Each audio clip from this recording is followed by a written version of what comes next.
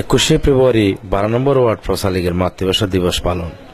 চট্টগ্রাম মহানগর প্রচার লীগের 12 নম্বর ওয়ার্ড প্রচার লীগের উদ্যোগে আন্তর্জাতিক মাতৃভাষা দিবস পালন উপলক্ষে সাংস্কৃতিক অনুষ্ঠান ও আলোচনা সভা গতকাল 21শে ফেব্রুয়ারি বিকাল 4টায় শাহ আলমের সভাপতিত্বে মাজাহারুল ইসলাম মানিকের সঞ্চালনায়।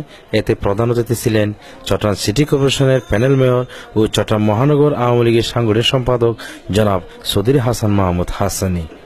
প্রধান বক্তা হিসেবে উপস্থিত ছিলেন চট্টগ্রাম মহানগর প্রচার লীগের সভাপতি ও কেন্দ্রীয় কমিটি প্রেসিডিয়াম সদস্য জনাব বশির আহমদ বশির। বিশেষ অতিথি হিসেবে উপস্থিত ছিলেন 12 নম্বর ওয়ার্ড কাউন্সিলর ও 12 নম্বর ওয়ার্ড আওয়ামী লীগের সাধারণ সম্পাদক জনাব সাবর আহমদ সওদাগর। বিশেষ অতিথি হিসেবে উপস্থিত ছিলেন 12 নম্বর ওয়ার্ড আওয়ামী লীগের সভাপতি আলহাজ নুরুল আমিন।